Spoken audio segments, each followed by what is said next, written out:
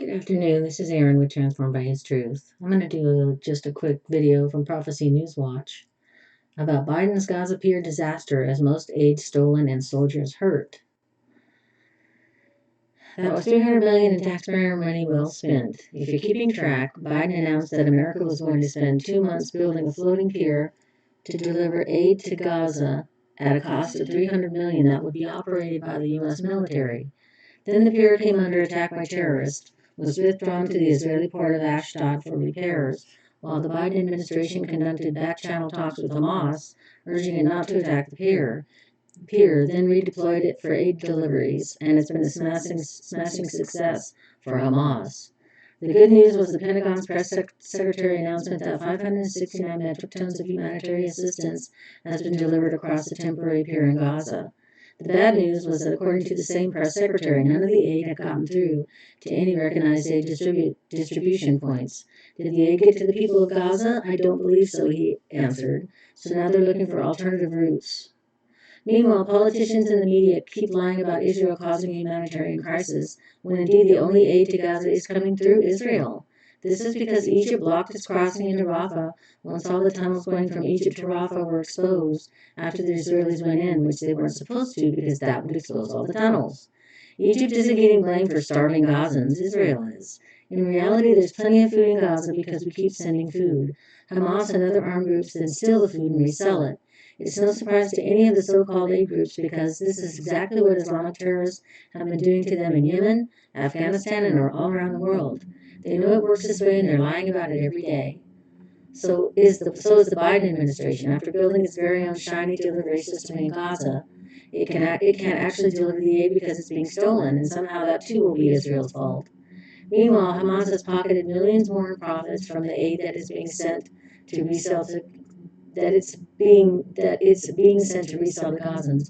At this rate, the longer the war runs, the more money it makes.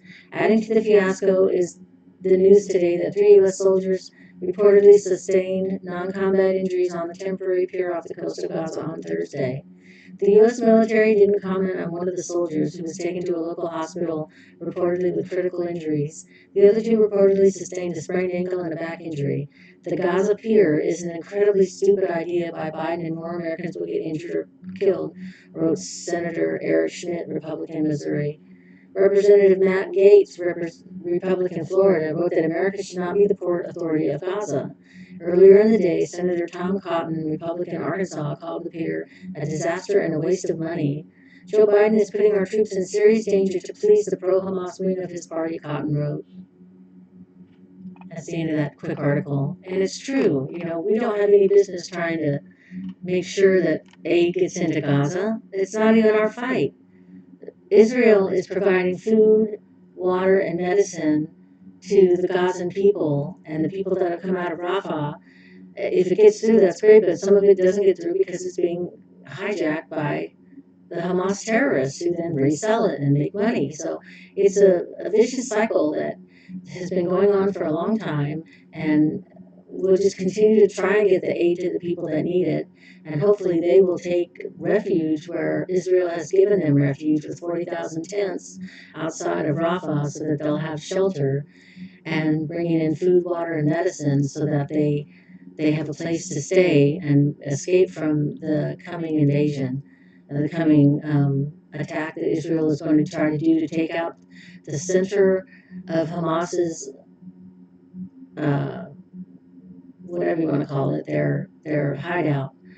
So let's remember who's doing what and who's not doing what, including Egypt, who's not allowing any refugees to come into their country, even though across their border, even though some of the Gazans are Egyptians. They don't care. They don't want any refugees in their country, and they stopped sending aid because they got mad because Israel didn't stop their Rafah invasion. Boo-hoo. Egypt isn't going to dictate what Israel does. Neither is the International Criminal Court or Amal Clooney. None of those people have any business trying to tell Israel what and how to do what they're doing. Israel is a sovereign nation. It has the right to defend itself and its land, and it will continue to do that until this all comes to a head where we're going to go into the tribulation period.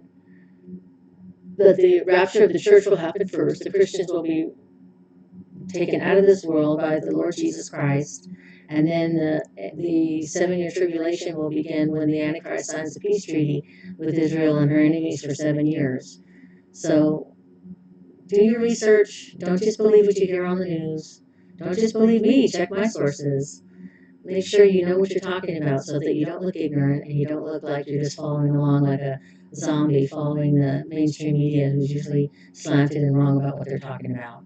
So I hope you have a good day, and I thank you for coming to my channel.